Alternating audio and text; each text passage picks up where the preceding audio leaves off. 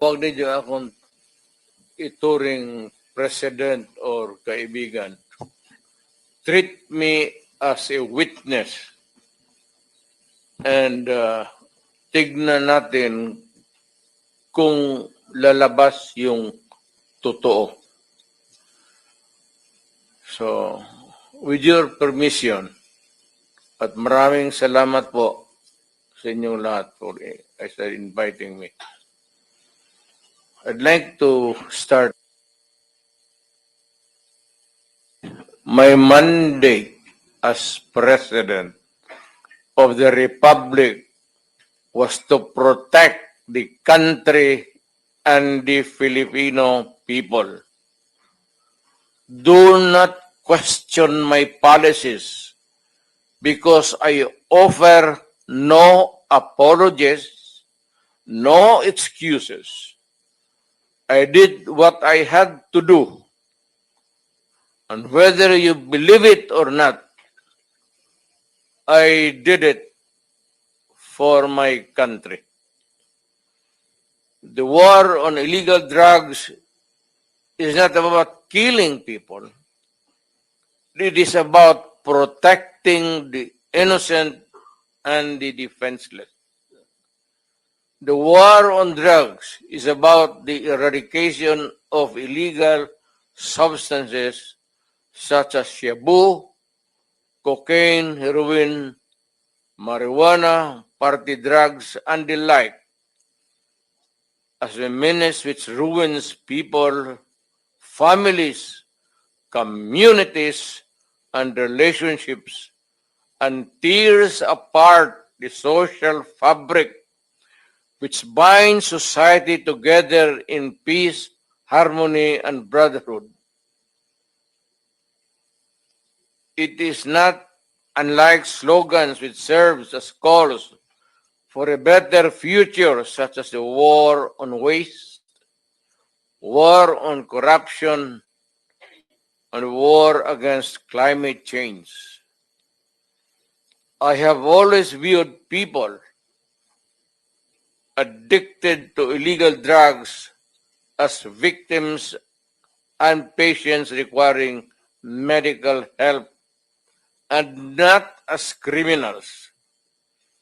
That is why when the war on drugs slogan came into being, coined as first as a message to the people of Davao City to stay away from illegal drugs. But at the same time, I had a drug rehabilitation facility constructed in Davao City, a city government expense, manned by Davao City government doctors, psychiatrists, nurses, and health workers, among others, to look after the complete rehabilitation of those addicted to illegal drugs. I believe then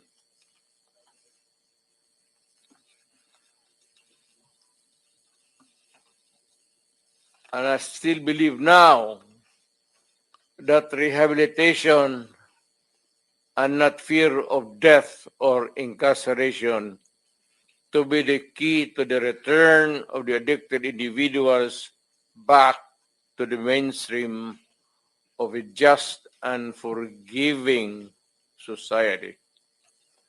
But no mistake about it, I hate drugs. I loathe the purveyors, the merchants, and the pushers of this demonizing element. I have not failed to emphasize this from the very day of the campaign when I ran for the presidency in 2016. This was my covenant with the Filipinos who believed in me. And to this day, must still agree with what in government have achieved. It is unfortunate that drug-related crimes are on the rise again. Every day you can read about children being raped, people getting killed and robbed. And just recently, a drug den was raided within the Malacanang complex. This clearly manifests that the purveyors of this menace are back in business.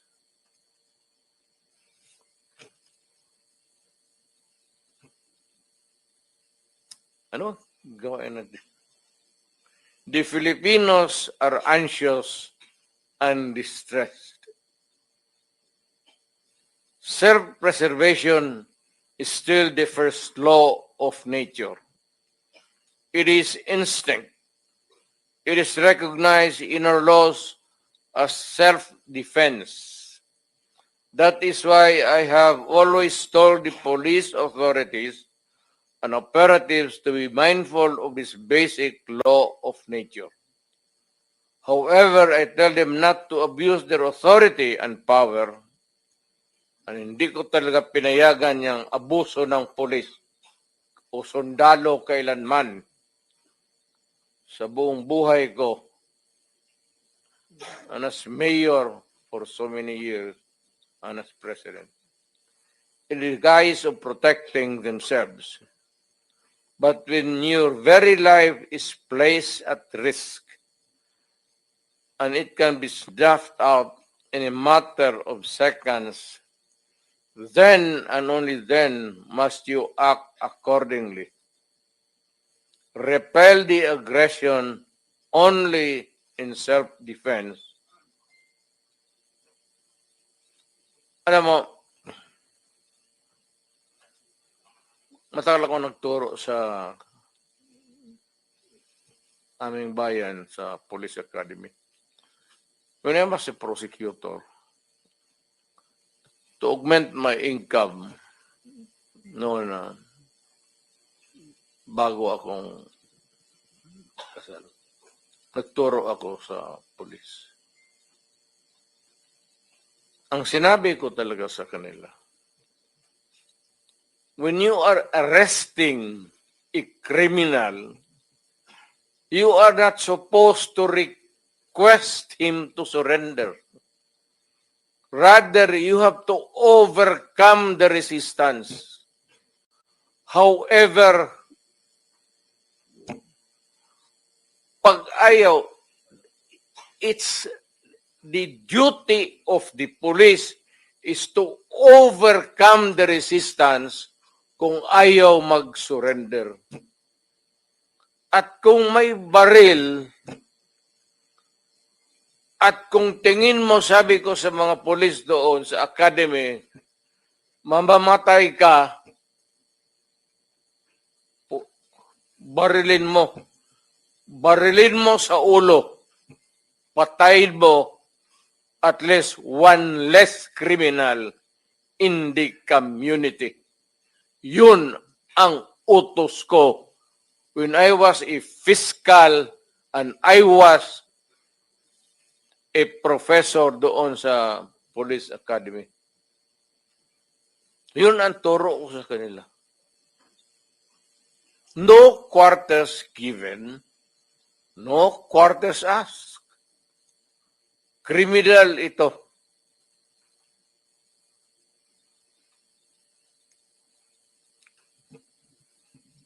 Repel the aggression only in self-defense. Do not make orphans of your children and widows of your wives.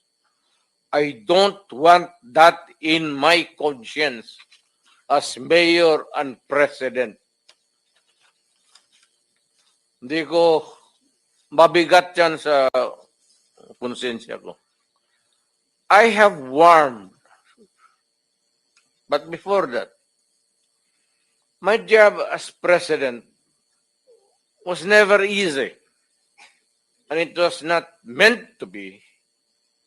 I have tried to do the best I can to to address the problem of illegal drugs firmly and without compromise for all of its successes and shortcomings. I and I alone take full legal responsibility sa lahat na nagawa ng mga pulis pursuant to my order. Ako ang managot. At ako ang makulong. Huwag yung pulis na sumunod sa order ko. Kawawa naman, nagtatrabaho lang. Yun ang gusto kong sabihin sa Pilipino at mabutit niyaya ninyo ako dito. Once and for all, yan ang gusto kong sabihin sa tao.